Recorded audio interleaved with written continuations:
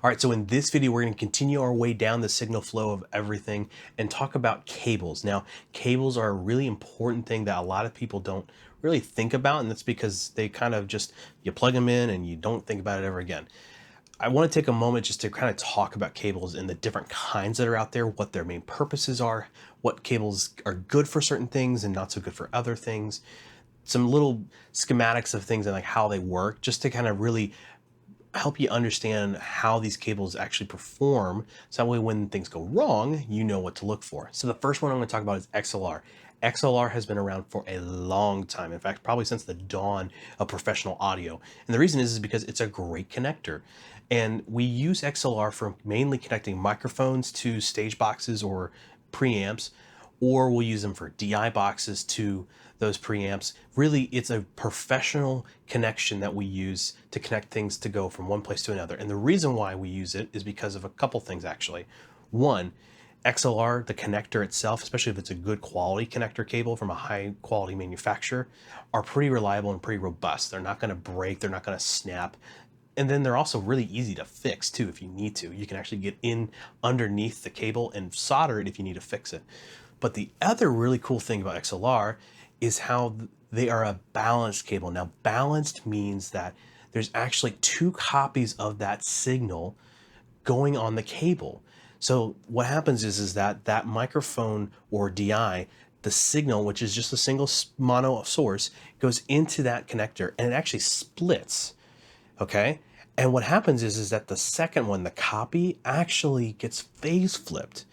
And we're going to talk about phase a little bit later in the series, but the phase flip copy then goes down along next to the original one, and they go down that path of that cable. Now, what you probably aren't thinking about is the fact that there's probably things like hum, electrical noise, maybe even some radio frequencies that are going to pass over and through that cable, and that can get picked up. So the cool part is that when we get back to the other end of the cable that's plugged into our stage box or our preamp, that signal then gets flipped back again. So they're two identical copies. But here's the cool part. Because it's been phase flipped again on the receiving end, all that noise that may have come into the cable is canceled out. It's really, really smart stuff. And it's really one of the basic reasons why we still use XLR today. Now, that kind of connection where we have the flipped copy of the signal is a balanced cable. There are also unbalanced cables, which only have your ground and your regular source. XLRs have a ground and then the two sources, the phase flipped and the original. Okay, tracking with me so far? So XLR, and there's two different ends. There's a male and a female end. You need to make sure you understand which one is which, so that way you can plug things in correctly. Now, you can daisy chain these cables together if you need to get certain lengths. The limitations of XLR is that for every time you link an XLR cable, you have a point of weakness. So please be careful when you do this.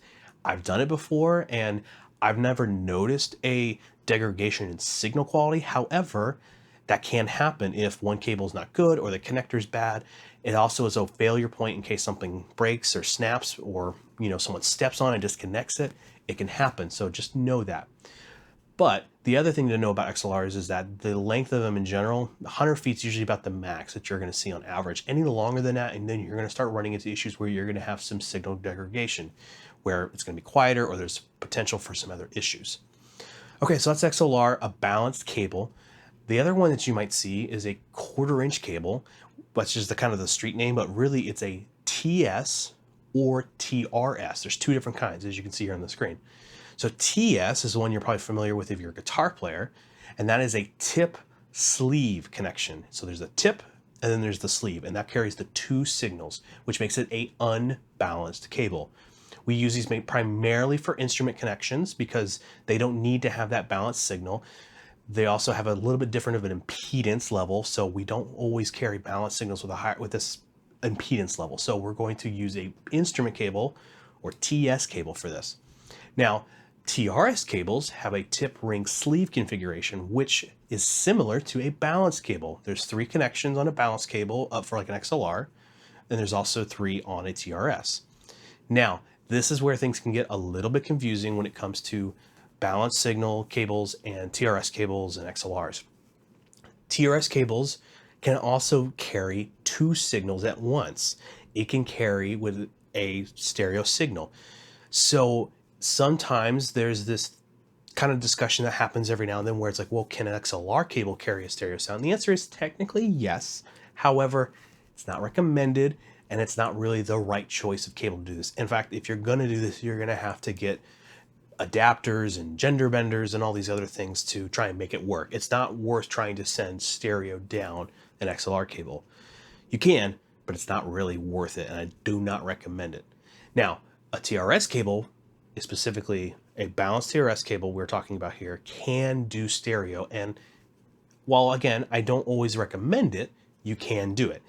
It's the same kind of connection actually as what we use for a headphone cable, which is just a smaller connector. Quarter-inch cables are just a large version of a headphone jack, which is known as an eighth-inch cable. It is a TRS style cable in that it actually has both the left and right channel over it. And it's common to see that nowadays because that's just, it works for that kind of medium. However, in a professional instance, you really want to separate each signal source into its own line. So when I run keys, for example, I always try to have a left channel and a right channel, and they each get their own DI box, unless it's a stereo DI box, and they each get their own quarter-inch cable and XLR cable. Now, I will say this, I take advantage of TRS cables for this point, which is I use them to connect from my keyboards to my DI boxes. And the reason is the same reason why we use XLR cables. With a TRS connection of a single mono source, it flips the phase and there's less chance of hum and bad noise getting picked up from the keyboard to the DI box. So it's a really smart idea to use TRS cables for connecting digital instruments or even coming out of like virtual amplifiers. Those kinds of instances are great for TRS connections to your DI box. One last physical audio connection you may see, especially if you're in an older church, is going to be RCA. RCA was a very popular kind of prosumer, consumer style connector that was used in the 80s, 90s, early 2000s is kind of where it started to fade off. You might remember if you had a PlayStation or an Xbox back in the day, those yellow, red, and white cables, those are RCA. RCA is kind of faded away into existence now. We really don't see it anymore, but you may see it still. It's usually featured on an analog board as a tape-in. And what's really going to be used for is just bringing in sources like an MP3 player, or you could have maybe a CD player or something like that. Basically, it's a kind of an old school left-right connector. It's not as popular or as high quality as like a TS or TRS connection, so you're not going to see those too often anymore. But if you're in an older church with an older board, you may still see it.